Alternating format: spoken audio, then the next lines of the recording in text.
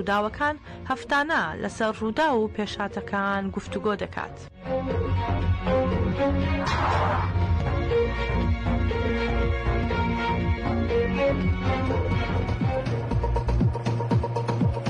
گفتگوی ڕووداوەکان.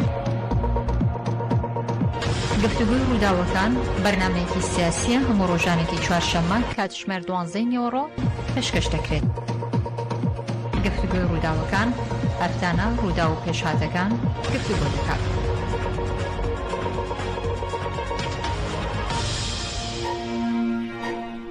ئەم کاتتان باش بەڕێزان خۆش هاتن بۆ بەرنامەیەکی نوێی گفتوگۆی ڕووداوەکان.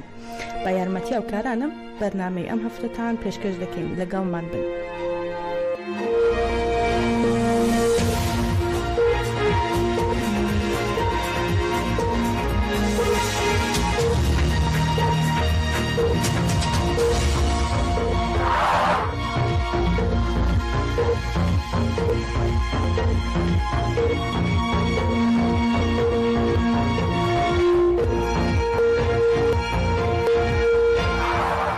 بە دوای ڕوخانی بەشار ئەسەد هاوکات لەگەڵ زیادبوونی جموجۆڵە سیاسیەکانی لایەنەکان جموجۆڵە سەربازیەکانی سوپای ئازادی سووریا گرێدراوی دەوڵەتی داگیرکەری تورکیا لە ڕۆژاوا زیادیان کردووە. ناوچەکانی منبەج و دەیرەزوور ڕەوشێکی نیوە ئارامیان هەیە. ناوچەکانی کۆبانی لە ژێر مەترسی هێرشی کچەتەکانی گرێدراوی تورکیا و تەنانەت هێرشی ڕاستەوخۆی تورکیادان. هاوکات ئەمڕۆ دەوڵەتی داگیرکەری تورک و چەتەکانی باچەکی قورس و تۆپ گوندی ئیسلێمی سەربا ناوچەی سلۆکی سەربا گرێسپیان تۆپ باران کرد. دۆخێکی ئاوارتە خۆی بەسەر ڕۆژاوادا کێشاوە و لە کۆڵانەکانی قامیشلوشدا گەل بە هاوکاری هێزەکانی ئاسایش و ئارامی شار و گەڕەکەکانیان دەپارێزن. لەگەڵ ئەم دۆخەدا ئەنجومەنی ئاسایشی نەتەوەی گرتوەکان دوێنێ لا بڵاوکراوەیەکدا ڕایگەیان خوازیاری جێبەجێکردنی پرۆسەیەکی سیاسی گشتگیرن لە سووریا. هەروەها دەبێت گەلی سووریا بتوانێت داهاتووی خۆی دیاری بکات و خۆی لا تێکدانی ئاسایشی ناوچەکە بپارێزێت. لە ماوەی چەند ڕۆژی ڕابردووشدا هەریەکە لە مەزلوم عەبدی و ئیلهام ئەحمەد لە ناوخۆی وڵات و دەرەوەی وڵات با لێدوانی جیاواز باسییان لە گرنگبوونی پرۆسی سیاسی بەشداریکردنی تەواوی پێکاتەکانی سووریا بە کورد و سووریانی و ئەرمەنی و هەموو لە دیزاینکردنەوەی سووریای نوێ کردووە. بەڵام ئەوەی تا ڕۆژی ئەمڕۆکە دۆخەکە نیشان دەدا بەردەوامی دەستێوەردانی ڕاستەوخۆی تورکیا لە سووریایە. گوێگرانی رادیۆ دەنگی گەل ئەمڕۆ بە میوانداری بەڕێز مستەفا عەلۆ لەسەر پێشڤەچوونە سەربازی سیاسیەکانی سووریا و ڕۆژاوا دەدوێین. لەگەڵمان بن.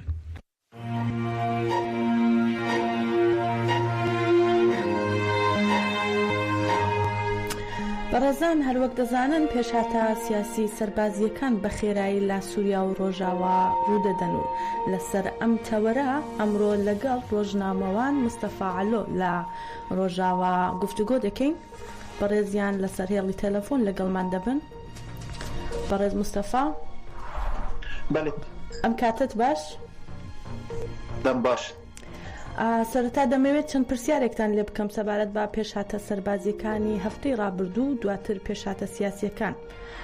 لەگەڵ گوێگیرانمان بیخینە بەرباس. ئاگربەست لە ناوچەکانی منبەج و دەیرەزوور لەلایەن هێزەکانی سەربەدەوڵەتی داگیرکەری تورکەوە شکێنراوە. ئایا ئەگەری ئاگربەستی نوێ هەیە؟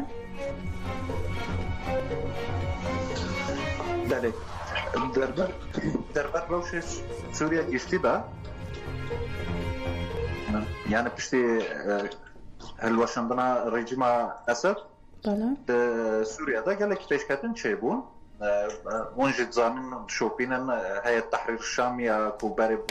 Cebhetul Nusra tevdigeriya ew niha ku destwata Şamê nû di vî çarçoveyê de hêzên derve hêzên Ewropayî hêzên Kurd di Sûriyada jî xebicî dikin hêzên Erebî jî herkes kete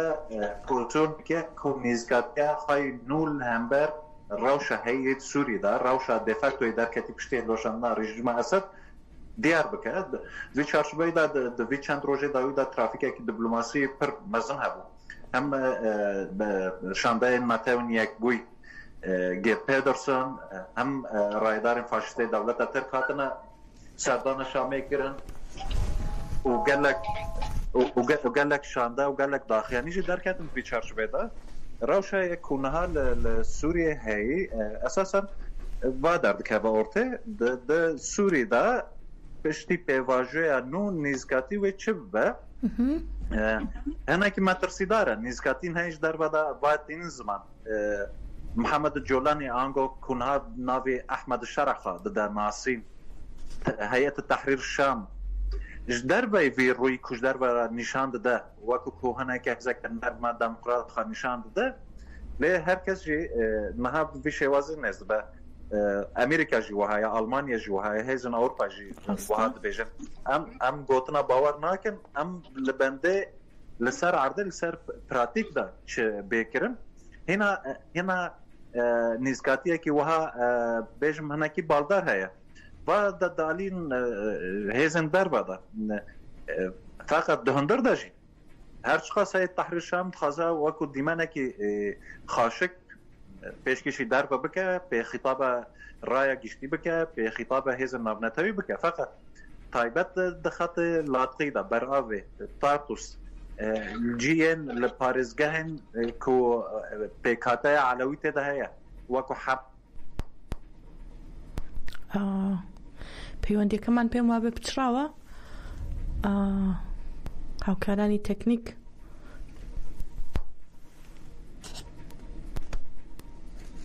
اما دمێدا وەش شۆپان دەمێداویدا لە هەنێک هەرێمێن کودبن سەروەریە هەیەت تەحریر شامدا پشتی هەلوەشینە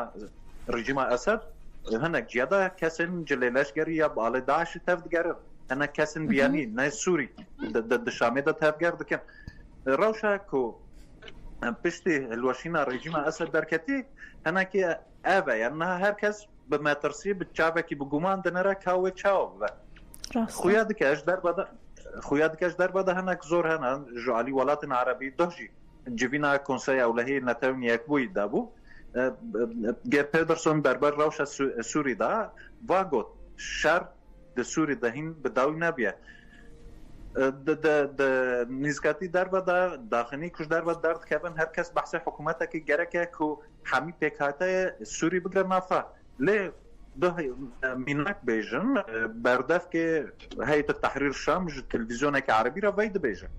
بیجا بیولوژیک جن نا آمدن ببن وزیر پارسنه بیولوژیک جن نا آمدن ببن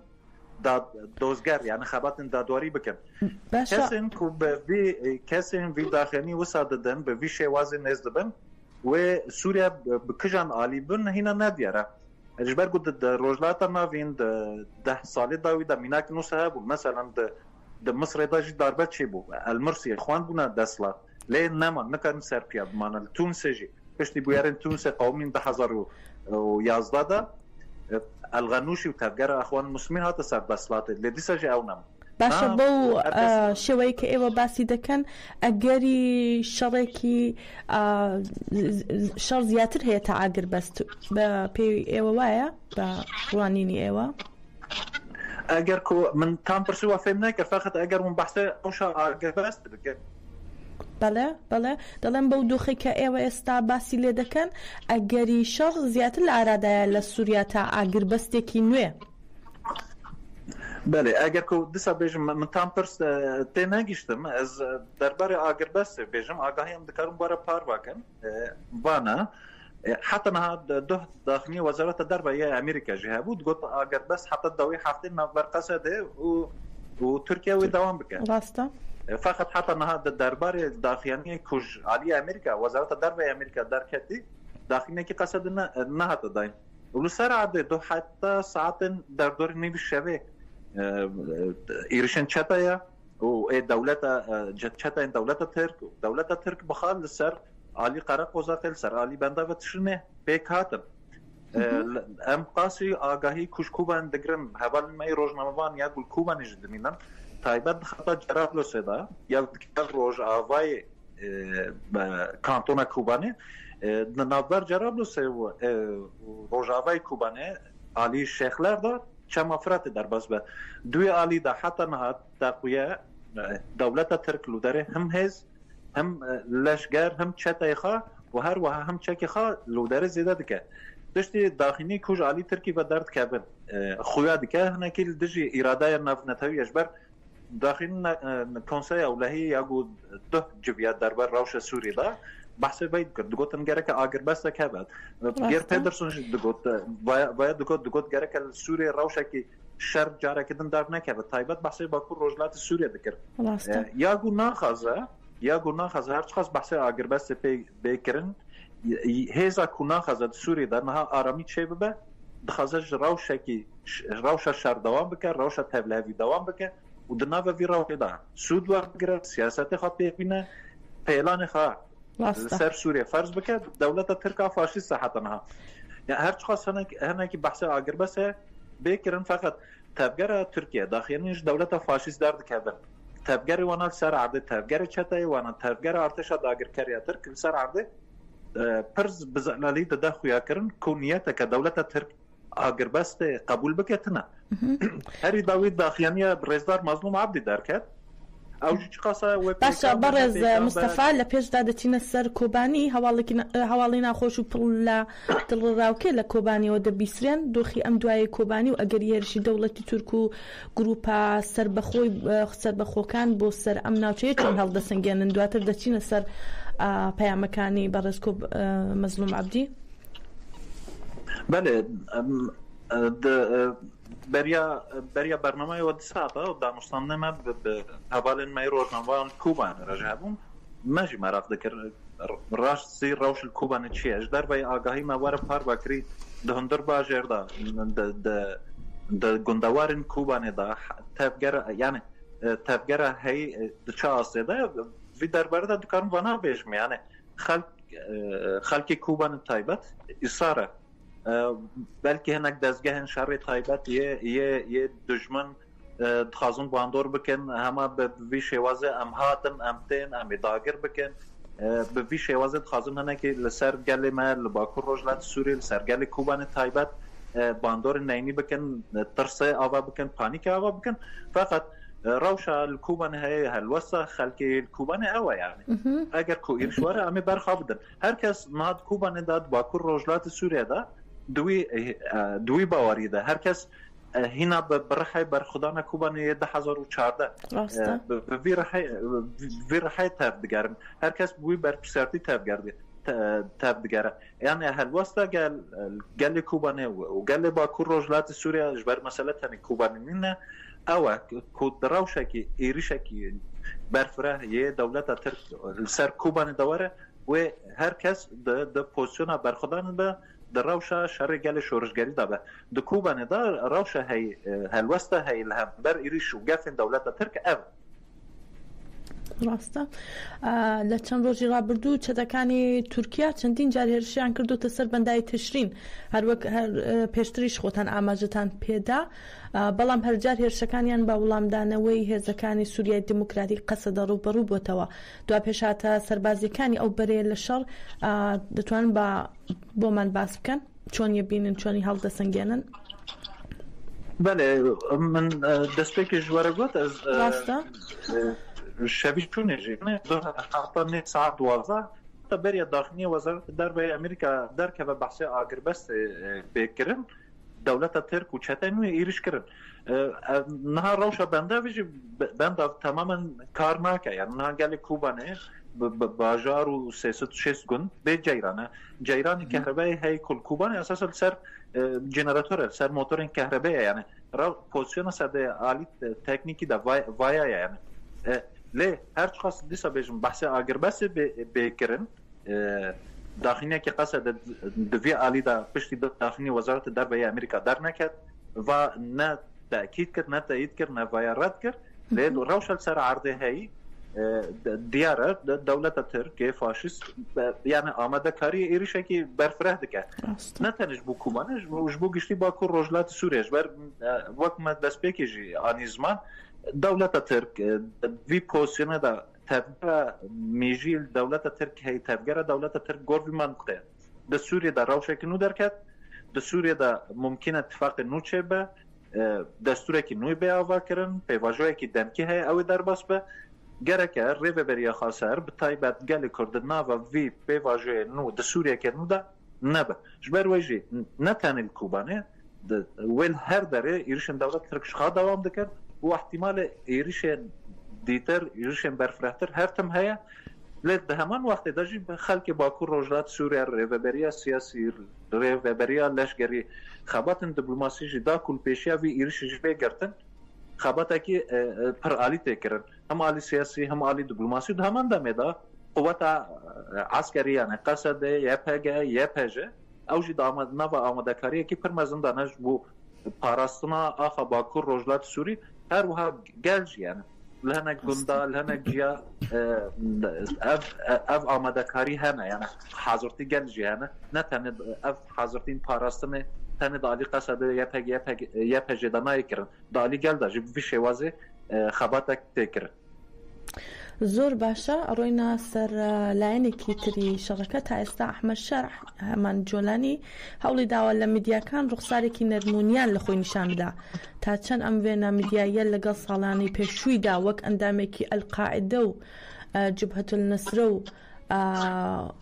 یەک دەگرێتەوە ئەم وێنێکە لە خۆی نیشانیەدا. بەڵێ یانێ نها ڕەوشێکی دەفاکتۆر سووری هەیە دهندر 11 روجادا جبهة النصرة جعالي باكر روجادا سوريا در دست بكر دهندر 11 روجادا بشتي 13 سال آلوزي سوريا دا جبهة النصرة 11 روجادا يعني هاي تحرير الشام رژیم اسد هلوشان و هزا نصرة بو نصرة تاني سريقة تفجر كر لبهلانا كي نابنتهوي بدست نصرة تبكانه أفيك يا دوامي وجد برسا خدا بحثي كر وانا جبهة النصرة أنا يبرنا هرنا شخص نبي خصنا هاي تحرير الشام هر شخص دخازم بهناك جلين سيفيل در كمان رويا كي جودا نشام دن فقط شيء چند روز بري الشامي در كتي هناك تشدان ديار كرن يعني مثلا ده هناك مشاهدة قوتن جن وميرجرك جهب بين فقط ده هناك جين جشتي ده تايبات الخارنجة هذا كافيه هذا نها و دخازم واي فارز بكن هناك جنين كود خاصن بجولاني را فوتو بگرن یک سر جوانا دا خاص کر کو حجاب دا این سرسریخا میجی هی میجی کو میجی نصرة میجی طالبان میجی تفگرن تندراو زوزو ناید بردن فقط نه اسرائیل هیا اسرائیل 25 کیلومتر دوری شامیه ناوند شامیه امریکا الودر هیا اوروپا شوپینه خويا ديك اف تفجر هيئه التحرير الشام اف هيزا ديفاكتو يكون الشامي ريفادبه تخزر رويا كي جودا رويا كي نار رويا كي عالي نافنتوي دا قبول كرن فقط هندر خاطر نوسا يعني داخلي كودر كم جوانا تايبت نزكاتي واناش مجارجن دا ديار كرن كو جدي نيتك وانا خاغهارتنه يا دا نيتك وانا ديمقراط کرنا سوري دا نينا يعني اگر كوب في حالي بچه اگر في حالي بچه باشي كود بندس لادا جبهة التحرير الشام وهنا كي بشبه افغانستان يعني راستا اگر ام پناسا بكن وكو افغانستان كرنا سوري تشد بدري راستا در باي چخص بيالي دا زور بك مثلا جو افغانستان مش طالبان سوالو كاس قوتن ام طالبان ناس ناكن قلنا كن فقط چند روز برای مجلس دومای روسیه نقاش مهادها تکرد که ام طالبان جلسه ترور داخل دولت نواکو چین نتاون یک بوی امریکا هر کس برجاندی خواهد گره هر کس به طالبان را تکلیده که راست ده بیشن نشته طالبان گره که مافی شیعه ناس بکه طالبان گره که مافی جن ناس بکه هر چقدر باید سر عردش نبه له هر کس برجاندی خواهد گره تکلیب طالبان را دکه داری داجی داخلی امریکا در کتن تایبت آنتونی بلینکن وزیر درباره امریکا گلک جرب گره که حکومت که سوریه اینو چه به همه پیکات نفت جی خواب بگیرن هزن درباره اروپا جو ساد بیجا هزن ولایت عرب جی باید بیجن فقط باید سر عرضه چقدر پیکوره باید نزانی طالبان هندر خدا چه خطاب بکد تفکر که هم طالبان جبهة النصرة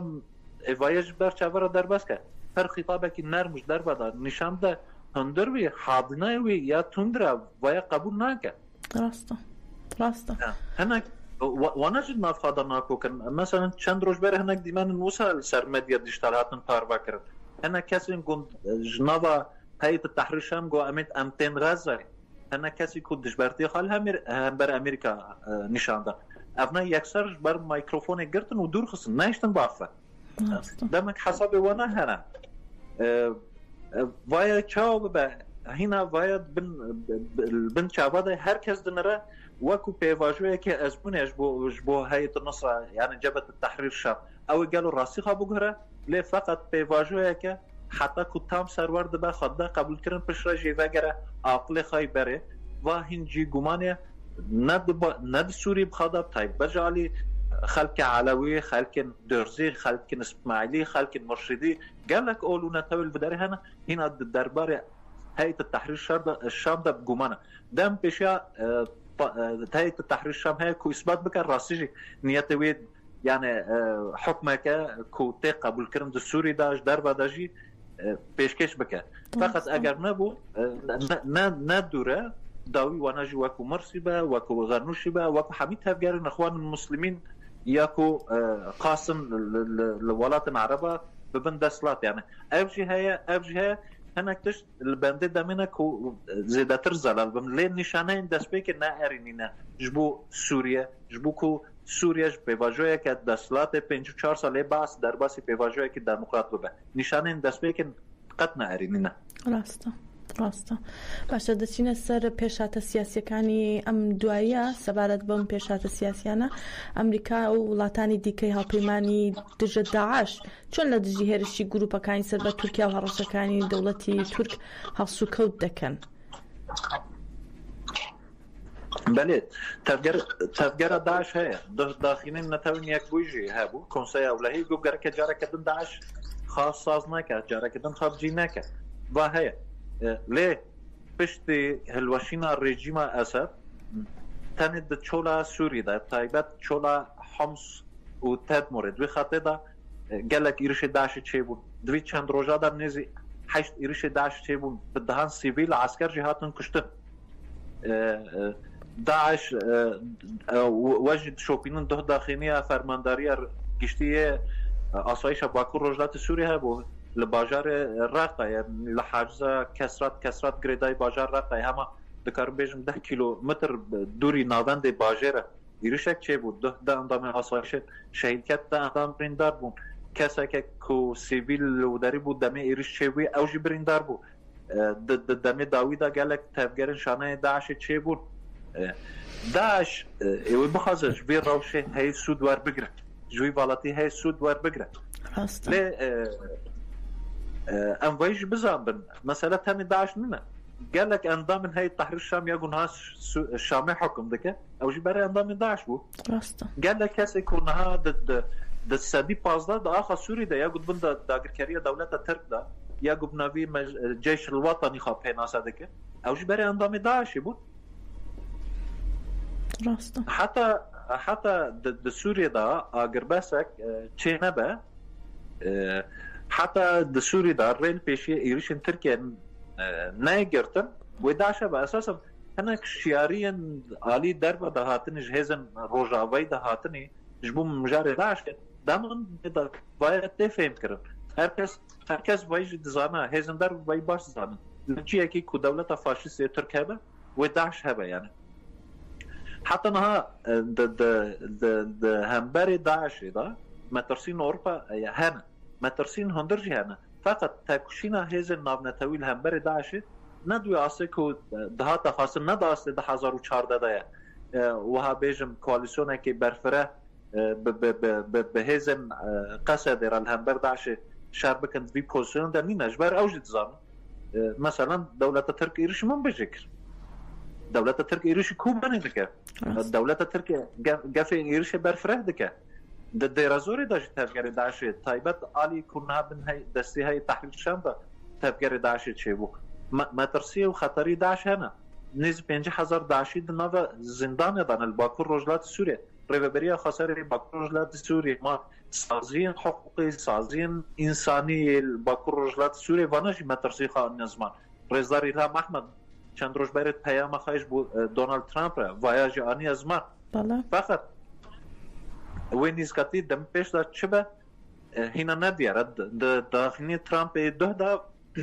ترامپ وای آنیا زمان گفت ترکیهش بیراوش سود ورگرد ترکیه بشیوازه که نه باش رژیم شامه هلوشان ساکن هنک دافیانین کجرو پارلمانترین اندامین کنگرس و کلنسی گراهام وانا درد کردن که گفت نوسا دخن یعنی انت بیشتر همین جزال سر ترکیه فرض بکن اگر که ترکیه جاره کدیم ایرش کرده که فقط ابنا حتی نه تنه داستا گوتن داد دمینم داخلی رایدار اسرائیلی جی و که گره که کرد بین پاراستن درکت فقط اف داخلیه درده دا براسیجی پراتیکه که جبو وای نبود تنم داخلی دما لی خویاده که یا گناه تی خواستم د سوری دا روشه که به شرط به ساز کرن به آوا کرن و ترکیه بخواست بخرا بکه هلوسن هیزن اروپایی هیزن روجاوی هلوسن ولاتن عرب این همبر وی چه آسه دابن جبر بود همان وقت دا سروریه داعش خطریه داعش تیوته خطریه دولت عرب تایبت ایران روسیا و چخواست مساعده بدن کجاره کردن اروپا چخواست بوی آمده کجاره کردن داعش به خطریه که مزنج بر خطریه داعش نتن داستا سوریه ده و عراقش بو عراق خطر باش بو اسرائیل خطر باش بو گلک ولات در باش خطر ڕاستە پێتان وایە ئیدارەی نوێی ترامپ دەتوانێت پێش بەو هێرشانەی دەوڵەتی تورک بگرێت و تێب ئەردوغان خاتە دۆخێکەوە کە دەستێوەردانی لە سووریا و ڕۆژ ئاوا کەم کاتەوە یعنی ڕێبەبەریە ترامپ 2019 دا و نجبیرا کسی ناچه یعنی بیرا خلق روجاباجی ناچه داره وکشیناواناج سریکانی گرسپی هر چقاس امریکا دبیجه ام نبر پرسیارنج روجابای فراته 2018 دا بیاری کرن امریکا اساسا ایریش دولت ترک نممکن بول سر عفنیج بیکواره اگر روش دبا ادلب جی روجاوای فراته امریکا لو داره مداخله دکه اما دمر دبا روش ریوبری خسر امریکا دبیجه ایشمیج روجاوای کردستان روجاوای فراته تنه لوای نراسته از دسپیکت خازم بال بکشن سربای 2019 پیواجو یک بو لحتى نه داخلين كو ریوبری امریکا درد کردن جهنک بشیواز نرسمی درد کردن و شنك امريكي نه تقوى نش بخاطر ريفبريا خسر به و نش بخاطر چاوي كرده به برجواندي امريكا الودر هنا د شر جهان سيامين دا د شر كل روجلات ناوين دا روجلات ناوين نو دا يا بود خازن ساز بكن شر فايجي دكن اساسا بيوانا اساسي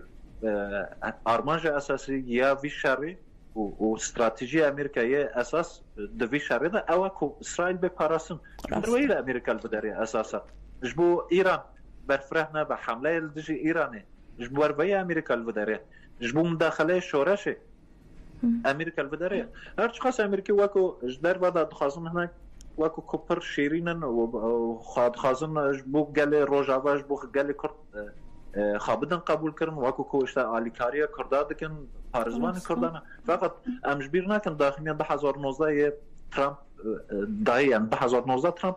وکیلی درکت گفت از نه پارزبانه کردن ساده شای کرد ترکیه ایشی اجیل نه یعنی رید پیش کم کجیا فکر لی مثلا تن ترامپ نینه قناعت من ده مثلا استراتژی امریکا دمی پیش ده قالوا مثلا ری بدن ترکیه اگر کوری بدن ترکیه آخه کی زیادتر آخ دا گربکه او چخص جبو اسرائیل باش به جبر پیوانی اساسی هبون امریکا اساس پارستن اسرائیل امریکا الگوروانا تهف بگره جبر پیلان امریکا پشت سوریه هیا پیلان بحث نقاش تکرنها مثلا حشد الشعبي يعني جروبين تشكلر يا جريده ايران العراقي خويا دكر بشان نيات بيلان سازي دندرج اگر كو ايران تماما شرط هيزن روجاوي قبول نكه ومداخله سر ايران بخابه كرن يعني جبر في امريكا الفدراليه يعني جبو فانا تكتيكي برجواندی امریکا هیچ خاص مساعده بده که ترکیه ایرش که نوبه اگر امریکا وای قبول نکرد اوش بو برجواندی وانا بش بو برجواندی اسرائیل به اگر که قبول کرد دمک دیساش بو برجواندی خابه اساسا ما یعنی نسبتی با کور روجلات سوریه جی راست دیپلماسیک تماشاندن دوار سیاسی دا دانستاندن چه دبن خطاب بو امریکا جدی کردن کول پیشیا وی ارشه بسکنه امریکی دهنگ جیادا رول ناوینکاری جدریزم فقط اساس باکو روجلات سوریه داجی کسی که پرپشته خواب امریکا گرم بکه نه ریوبریا سیاسی نه خلک نه ریوبریا فرمانداری لشکری نه خلک باکو روجلات سوریه جبر بونا خود ازمون خودی تجربه او ایدیس یعنی سیاست امریکا وی علی تزانی جبر وجه کسی کاناس بره امریکا راست خواندن تکران شوپاندن تکران ریوبریا و درجه خازج روشه هی سودوار بگیره بخواست به سیاست کی دیپلماسی کی باش بکرد وی روشه کریتیک ده وی هرمی بر و سرکفتنه ببه جبو سوریه ده آرامی تکواره علی خدا بکر روجلات سوریه هر چیزی که فقط همان دمه داشی حاضرتی همه یعنی جبو شرکی گران جبو روشه کی دجواجی درکبت وی علی داشی حاضرتی هنه پلان هنه بەڵێ بەڕێز مستەفا ئایا پەیوەندی نێوان ئیداری خۆسەری دیموکراتیکی باکوور و ڕۆژهەڵاتی سووریا و حکوومەتی کاتی دەمیشقەیە بە وردیەگە بچینە سەر ناوخۆی سووریا؟ بەڵێ چەند ڕۆژ سێ ڕۆژ بەرە داخنی ڕێڤەبەریە خاسەر دەرکەت ئەساساً ویدا ڕێڤەبەریە خاسەر ئینسیاتیڤێکە نوش بۆ چارەسەرکردنا ئالۆزیە سووری پێشکەش کرد داخلينيش ريزار مظلوم عبدجي داركتني دفي علي دا يعني باكور روجلات سوريا جبو دانستان بشاميرا ذكريه جبو مجارين غريداي بترول جبو مجاري مكازواغونا كي نوش بو سوريا بوش دوازا كي كو سوريا باكور روجلات سوريا بعربين خا بكردن خا بخلكن مسيحي يعني خريستيان همش بو خلكن دروزي خلكن علوي كنا و سوريا دا سوريا نو دا جيخا بگرن هوالدان باكور روجلات سوريا هي باكور روجلات سوريا ريفبريا خسر جبو ديالوجن بوي رنگي فكريه لحتى نها دا اصل رسمي دا دانوستاندن اكيا دا ديالوجك نوبر ريفبريا خسر و شامي دا تشيبيه دوي علي دا حتى نها تداخلين رسمي تنه ليه داخلی کج ریوبریا خاصه درکتی ویا وکری نشان ده کو باکور روجلات سوریش بو تکلی آمده برسی به شام چوابه شام چوان نزبه به او هینا ندیاره حتی نها هری کم بیجم دا اصل رسمی ده وکری تا دیالوگ چه نبونه اگر وکودن چه بونه ام وانا نزانن لی یه هی حتی نها تا دانوستاندنه که هر کم بیجم راست یکسر به ناوینکاری تهیزه کدن نابر هیئت تحریر شام یعنی دستلات شامی نو و ریوبریا خسر ده چه نبید راستا دوای ئەم هەموو مشتومڕە ئاسۆی پرۆسی سیاسی لە سووریا چۆن هەڵدەسەنگێنن بەڕێز مستەفا؟ بۆ دکار پرسێ دووبارەکەن ئاسۆی پرۆسی سیاسی لە سووریا چۆن دەبینن لە داهاتوودا؟ یعنی سووریا پێشیا ڕێن جودایە یعنی د سووریادا va گرێدای هەندر سووریا بخایە هێزن لە سووریای هەنی ناسێ هێزانە لە سووریادا یەک سەراخێ یەک ڕێڤەبەریە خەسەرە یەک یا دویەمیژی هەیە تەحریک شەمە یا سێمیژی چەتەین گرێدای تورکیەنە 15 ئاخا سووری دەست چەتەین گرێدای تورکیە نێزی سەدی ئاخا سووریە سەروەریە ریوبریا خسر باکور روجلات سووریا دا تێ ڕێڤەبرن یەدنجی دەست هەیە تەحریک شەندە وانە یال هەر بکەن یال هەر ناکەن فقط واتەن نەگرێدای هەندر سووریەیە هێزن دەربەژی مداخلەی دەربە دەژی تێکردن هێزن وەکو ئەمریکا لەدەری هەنە یعنی تورکیا بریا هەیە تەحریک شەمس د سووریادا هەیە بریا داگیرکاریە خوا یەکسەر هەیە قەتەرژی هەیە سعودیژی هەیە وڵاتن کەنداڤژی هەنە ئەوروپاژی هەیە یعنی دناف وانا گشتیه ده و سوریه کدا بچه بلکه نها و زوبه مرا برسی به هنک تشتاب بده بلکه زوبه لی روشه هی همش بول هف کرنه که جی فکریه هم ممکنه سوریه بر و شرک نطایجی بچه و خطریه جی هی یعنی اجار او یک گور نیزکاتی اف هیزن د سوریه ده هی چخواست آمدنش بول هف کرنه چخواست آمدن سیاست که نرم بمشینن چقاس آمدن ری ناوی یا کو هیوین همی سوریا پیک بینه چقاس بو وای وکرینه اف جی هیا فقط دراوشه هیدا اگر کووسا دوام بکن ایریشن ترکیه العالیه کی دوام بکن اگر تفجر هيئة التحرير الشام لهمبر جن لهمبر علوي لهمبر درزية في شيء واضح دوام بكم احتمالا و روشة كبر أريني دم بيش جبو سوريا دارنا كبه وانا حمي احتمال وانا حمي سيناريونا اف سنگه هی نها درکتی و چقاس بکار بر سر پیا بینه خویاد که هف سنگه کی پرسسته یعنی راسته کس دنگ خانه که راسته شرکی گرمتنه فقط هر آن ده ممکنه اف روشی بتاقه یعنی و بکده بچه هینا تام ندیاره یعنی اف پرسا وکری دم پیشتا و هنک روش ده زلال تر ببن و ده خویابه او هنکی گریدای هزن هندر سوریه دا و مداخله هز دربه او هز دربه چا نز ببن اف پرسا و پروژه روش سیاسی یا سوریه بری سوریه کجان عالیه دم پیشتا او هنکی جدمی را بمینا و خویاب کرد راسته زور سپاس روزنامه‌وان مصطفى علو لەگەڵ مانگوی بۆ سپاس بۆ حەمید بەهداروانە کاتێکی خۆشتان ببێ.